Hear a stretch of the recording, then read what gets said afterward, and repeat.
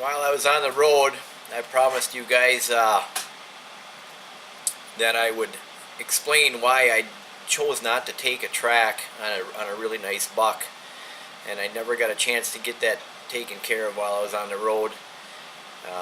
It's been difficult getting reception and a time and so forth. So anyway, you're going to get what I promised you now.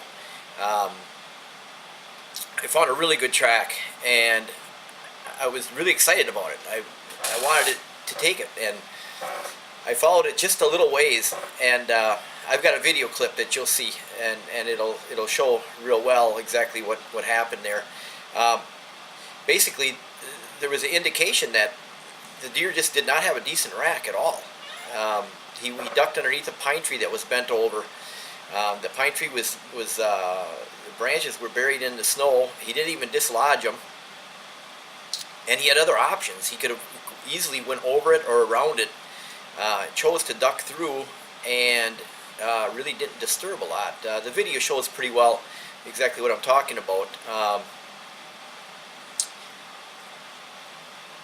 A deer makes a track, and the track tells you a lot, but there's other peripheral things that tell you maybe even more than the track itself. The track can tell you maybe how big the deer is, or how wide the stride he's taking, or how heavy he is by how hard he presses in.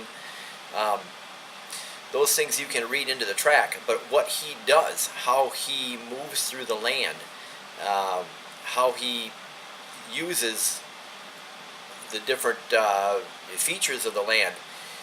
Does he choose to go around this, or through it, or under it?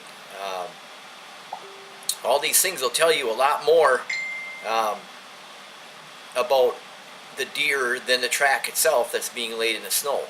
So anyway, this little video will give you an idea of what I'm talking about, and I'm hoping to do a lot more of these types of videos showing you exactly, what you can read in a track when you're following it. So enjoy.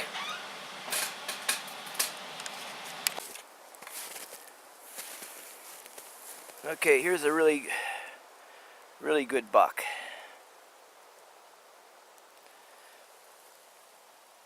I kind of stepped over all this stuff already, so I kind of ruined it for you guys, but he's setting his dues every time. He's got a nice stride. It's a nice buck. And I wanted to track this buck. I wanted to take him. But then he did something that made me decide not to.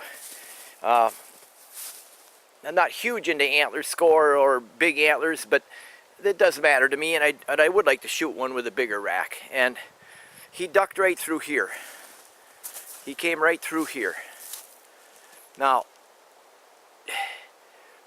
he can't have a huge rack in order to do that.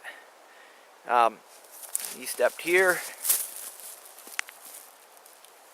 there, and then back in there one more time. There's no, this here branch, the snow didn't even get dislodged from, it's hooked into the ground, and he didn't even pull it free. Now if he would have been a bigger deer, he would have pulled this free just like that. See, he just would have been sitting up in the air like that, and he didn't. So watch for those kind of indications. This little tree saved me maybe a day of walking. Now, backing up, a really good buck would have taken this course right through here. He could have walked right through here really easily, and he wouldn't have had to put the effort to crawl down on the ground and duck underneath. Or he could have went off onto the side over here and went through. But he chose to go right through where all these little branches were in the way, which is really odd if he had a really big rack. I can't believe he was a real big rack.